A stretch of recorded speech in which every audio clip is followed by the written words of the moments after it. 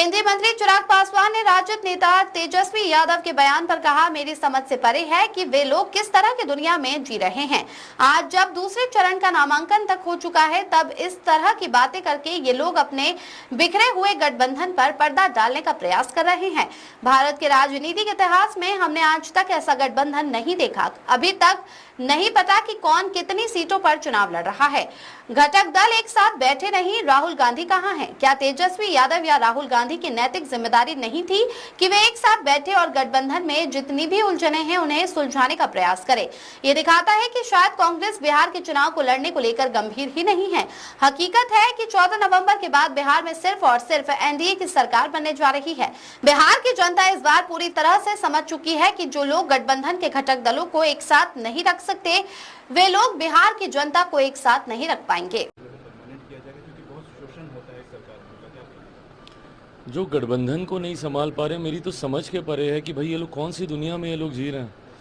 यहाँ पे आज की तारीख में जब दूसरे चरण का नामांकन हो गया है, इस तरीके की बातें करके अपने बिखरे हुए या कोलैप्स गठबंधन के ऊपर जो ये लोग पर्दा डालने का प्रयास कर रहे हैं, हम जब सरकार में आएंगे, हम ये करेंगे, हम वो करेंगे। प्रभु आप आइएगा कैसे सरकार में? ऐसा गठबंधन आज तक कभी भारत के राजनीतिक इतिहास में हम लोगों ने नहीं देखा, जहां पे घटक दल एक दूसरे के सामने है। दूसरे चरण का और फाइनल नामांकन की पूरी प्रक्रिया समाप्त हो चुकी है। उसके बावजूद भी अभी भी नहीं पता कि कौन कितनी सीटों पे चुनाव लड़ रहा है, नहीं लड़ रहा है। एक साथ घटक दल कभी एक साथ बैठे नहीं। राहुल जी जिन्होंने इतनी मेहनत की, सब SIR को लेकर लोगों को भ्रमित करने का कार्य किया, सब किया, वेयर इज ही? है कहाँ वो? Completely vanished.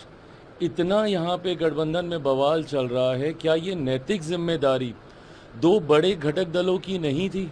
क्या ये राहुल जी और नेता प्रतिपक्ष बिहार में तेजस्वी, इन दोनों की ये नैतिक जिम्मेदारी नहीं थी कि दोनों एक साथ बैठें और गठबंधन में जितने भी बॉटल नेक्स हैं उसको क्लियर किया जाए, इन सारे जितनी भी उलझने हैं उनको सुलझाने का प्रयास किया जाए?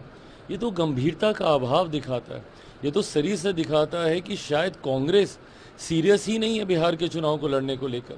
और ये हो भी सकता है, जिस तरीके से पिछले लोकसभा में कांग्रेस को राजद के द्वारा सीटें देने पे दबाया गया, हो सकता है संभवतः कांग्रेस को ऐसा लग रहा हो कि भैया एक बार फिर अगर इस बार ये मजबूती से अगर आ गए तो 2029 जो कि शायद राहुल जी के लिए ज़्यादा महत्वपूर्ण चुनाव है, शायद उसमें हम लोग को और दबाया जाएगा। इसलिए इससे अच्छा है कि गठबंधन का भ्रम बना रहे। अगर किसी को नुकसान होता है महागठबंधन में तो हो जाए।